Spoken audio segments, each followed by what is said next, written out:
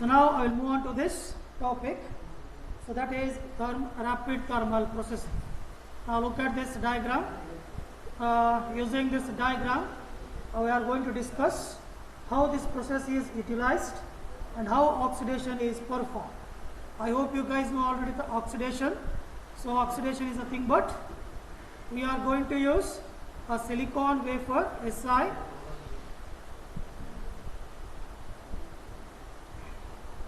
So it is exposed to the air, that is gas or the water. If I expose it to the air is nothing but O2 here, and it gives us silicon dioxide layer, SiO2.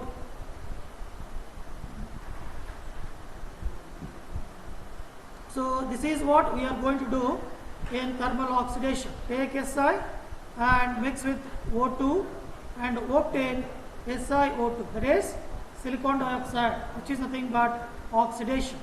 So now using this concept, so now we are going to analyze how the rapid thermal processing is used to perform oxidation process. It's very simple technique, okay. So we will discuss one by one. First we will understand what are the materials used in this, okay, to perform a rapid thermal processing. So now, so look at this diagram.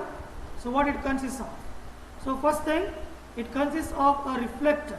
We call it as a gold coated reflector, which is shown here.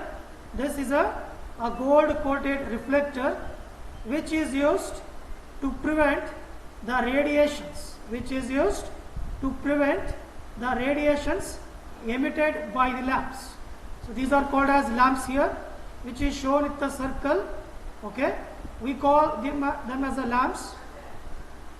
They are made up of tungsten wire, okay, so that they can sustain more than 100 degrees Celsius temperature, okay. This reflector is used as a tube or a furnace so that it will not send any other radiations outside this reflector. So that is the role of reflector, which is gold coating. So now lamps. So what is the role of lamps here? So lamps are used to generate the infrared radiations. We call them as IR radiations. So these radiations are used to increase the temperature from normal or room temperature to 100 degrees Celsius temperature. So that is the role of the lamps, which are made up by the tungsten wire, okay. The main role is to generate a temperature using IR radiations. We call them as infrared radiations, to maintain a temperature around 100 degrees Celsius. Next is this one. So it is called as a window. It is made up of a quartz, okay, or in other words we call it as the filter, okay.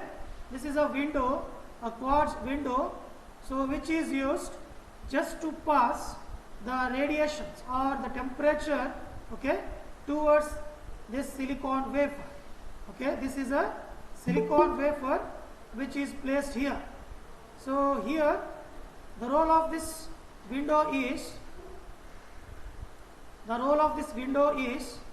so to pass these radiations or the temperature on the surface of this wafer, okay.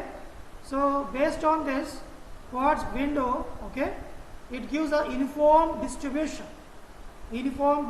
of temperature on the surface of this wafer.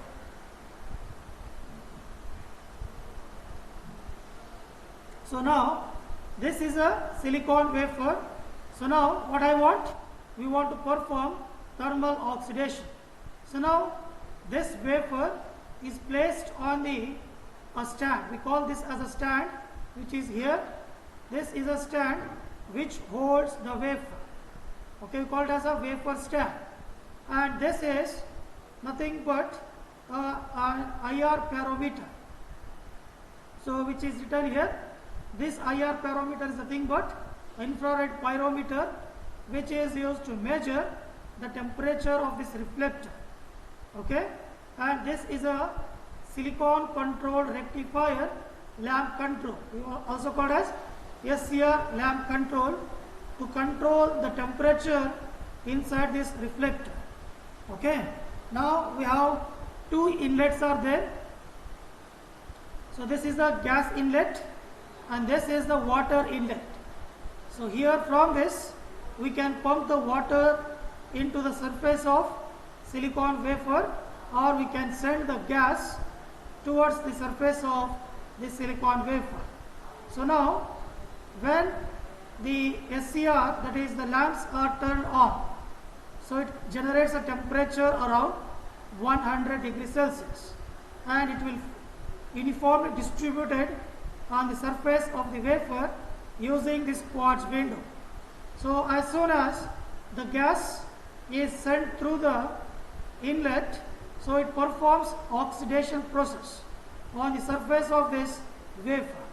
So if I send gas, so here silicon wafer plus gas gives us a silicon dioxide layer. We call it as SiO2. Okay, so now from this we can say that now it forms an oxidation process. Similarly, you can send also water. So if I send the gas, we call it as dry oxidation. If I send water, we call it as wet oxidation. Okay, so based on the requirement, we can send either gas or we can send either water. The only thing is that to get SiO2 layer, which is nothing but oxidation process. Okay, so this is about rapid thermal processing. So it is more advanced comparing with the thermal oxidation because it uses only 100 degrees Celsius temperature so to perform oxidation. So that's the importance of rapid thermal processing. And here the same thing is shown using this characteristic. So in this characteristic, here along y-axis we have shown the temperature. So along the x-axis we have shown a processing. So this is a process which performed along x-axis. So now when the reflector is at 27 degrees Celsius, okay, we call it as normal temperature. So as soon as the reflector lamps are turned on, so now at that time the temperature of the reflector increases exponentially. So once the temperature increases exponentially, it reaches around 100 degrees Celsius. So after that, the processing of oxidation takes place. Once the oxidation is done, then we have to turn off the lamps. So as soon as the lamps are turned off, the temperature starts falling from 100 to again to the normal temperature. So it is shown in the curve because it takes some time to cool down.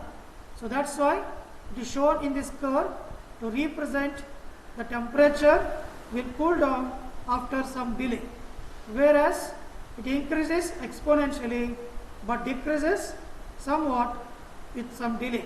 Okay, so that is how this characteristic is used to define the temperature and the process which is used to perform oxidation. The same thing here, it is explained in this. Just go through this, we will understand once again. Okay, so now from this it is clear that rapid thermal processing is an advanced process to perform oxidation comparing with thermal oxidation. Okay, so this is about rapid thermal processing. Hope it is clear for everyone. If it is as clear, you can respond in the chat box or the voice. So do it first if you guys understood this. Yes, sir. And respond in the chat box so that we can understand you guys responding in the class. Do it first, everyone.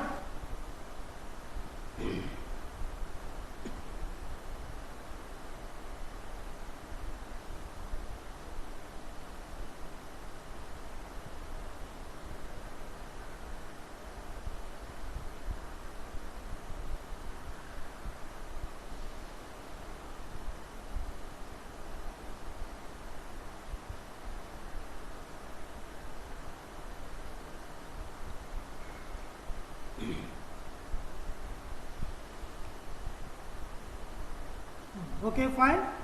Hope everyone understood this, and I am expecting everyone to respond in the chat box. That will also consider as attendance. Okay. So now after this, we'll move on to the next topic. Okay. So the next topic is ion implantation. So here, this implantation is very similar to the diffusion process. So I will explain one by one, so how it works, and then you will understand it very easily. Okay. So now, first thing, now look at this diagram. So what is implantation? That you have to understand first. So implantation is nothing but, so I will take a one silicon wafer and I call it as a target device. Okay. So here implantation is nothing but, it will implant the impurities on the target device. For example, if I consider like this, so this is a silicon wafer. So here I will add impurities to it. So like this. So if I add the impurities, this silicon wafer will be turned as a p-type or a n-type material. So if the impurity is trivalent, I hope you guys know about pentavalent and trivalent impurities. So if the impurities which I am adding right now, or if they are going to mix with the silicon wafer, if they are trivalent, it will form p-type material. If they are pentavalent, it will form n-type material. So implantation is nothing but, so to generate either p-type or n-type from using silicon wafer with adding impurities on it. So ion is nothing but, here we are using a gaseous state of impurity to what is that? To target this silicon wafer. So I will show you what are the components we are using here and how it will perform the ion implantation using the process. Okay. So I hope you guys know about trivalent impurities like boron, you can say the trivalent, indium you can say is a trivalent, so gallium, so all these are trivalent impurities, whereas pentavalent is nothing but arsenic you can say, or you can say phosphorus. So we call them as pentavalent impurities. So based on that, we have to send those impurities to the targeted wafer, which is made up of silicon, and form a p-type or n-type material. So now using this schematic, we are going to discuss how this ion implantation is processed and what is the temperature required to perform this process. So now it is again, I said, similar to the diffusion. In diffusion, we need around 800 to 1000 degrees Celsius. Okay, again it requires very high temperature. When I compare this with the implantation, it requires only 100 degrees Celsius temperature. So from this I can say that now ion implantation is more advanced than the diffusion process. Okay, so now, so what it consists of and how it works. Now this is the first term which I am using right now. We call this as ion source. So ion source is nothing but, it holds the impurities, or it is a source which provides the impurity to the targeted device.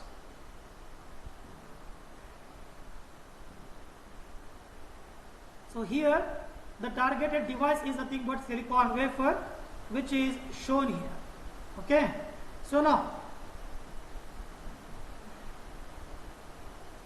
so once the impurities are sent towards the target, so what are the things comes under this?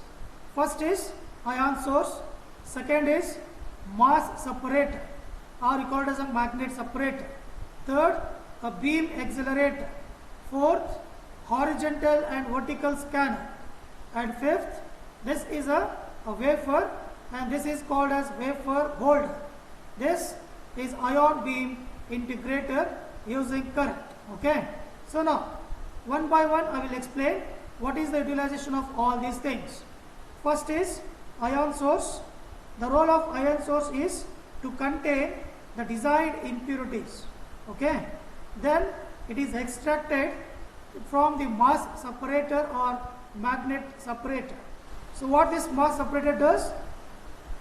So it separates the solid particles and of the gaseous state, because this ion source holds the impurity in terms of gaseous, and this magnetic separator separates any solid particle present in this source and only passes the gaseous impurities. So gaseous impurities towards the next process. Okay. So after the gaseous impurities is then accelerated. So after this they will be accelerated by the beam accelerator. These two are the accelerated devices which are used to accelerate this gaseous device so that we can directly fall on the target of the wafer. So after the acceleration, so they need to be scanned using horizontal and vertical scanner. So these scanners are used to ensure that uniform concentration of doping on silicon wafer. Means the role of horizontal and vertical scanner is to fall these gases which are accelerated by the beam accelerator and falls on the target properly using a uniform concentration. Okay. So for that purpose we use horizontal and vertical scanners. These scanners to ensure that the gaseous impurity falls on the target in an uniform order. Then here it will diffuse into the silicon wafer. Okay. And the role of this ion beam is, so here it is used to focus the uniform doping on the surface of wafer. So it will gives us the confirmation that the uniform doping has been achieved using horizontal and vertical scan. So here this is how the ion implantation is used to diffuse the impurity from the source towards the target, that is silicon wafer. Okay. It is again similar to the diffusion process, but it is much cheaper and only operates under 100 degrees Celsius comparing with the diffusion process. So I will repeat again. So first, ion source to hold the gaseous of impurities, either it is trivalent or pentavalent. Then it is sent to the mass separator. The role of mass separator to separate the solid particles present in that impurity and only allow the gaseous form. Beam accelerator to accelerate this gaseous impurity. Horizontal and vertical scanner, so just to accelerate the accelerated gaseous can be fall on the targeted device uniformly. So for the uniform falling of gaseous impurity, horizontal and vertical scanners are used. So once it is fall, the ion beam current is used to verify that the uniform doping on the silicon wafer is achieved or not. So that will be verified using ion beam current. So once this is done, so the temperature again reduced by the ion beam current by using uniform concentration. So the same thing is explained here in this. So just go through these notes which is given here. Every step is explained, the role of ion source, mass separator, ion beam, and some advantage and disadvantages. And another word is used here. So here the heating of silicon wafer under high temperature is also called as annealing. It's a particular word which is used. So annealing is a process which is used to remove the unwanted particles from the silicon wafer. We call it as annealing, or the process called annealing process. So remaining stuff is explained as it is. So just go through the notes and this diagram. So we will understand it. Okay. Hope it is clear for everyone about ion implantation. Yes. Aishwarya K, is it understood? Aishwarya K.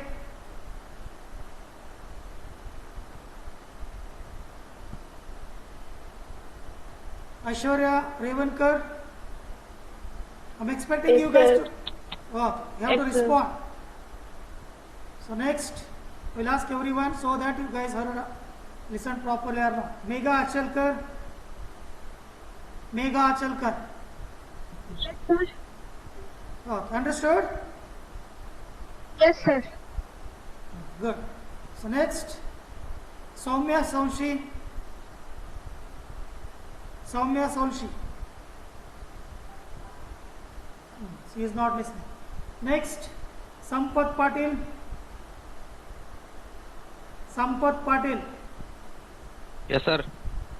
Understood? Yes, sir. Next, Vijay Lakshmi Beur. Vijay Lakshmi Yes, sir. Beur. Understood? Yes, sir. Okay. Next, Nadaf. Nadaf. This Nadaf. Not listening. Tabasam. Yes, sir. Understood? Yes, sir. Okay. So hope everyone understood the concept. It's very easy one. Just go through the diagram and you will understand. So we'll wind up the class for today. Tomorrow we will again discuss 2 more concepts based on this. Okay? So send your attendance now in the chat box. Do it fast.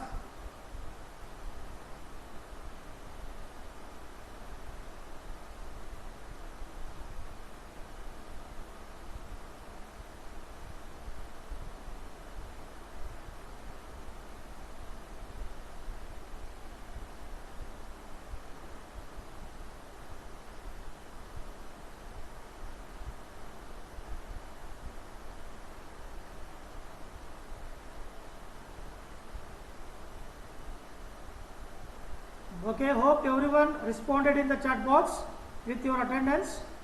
We will end up the class now.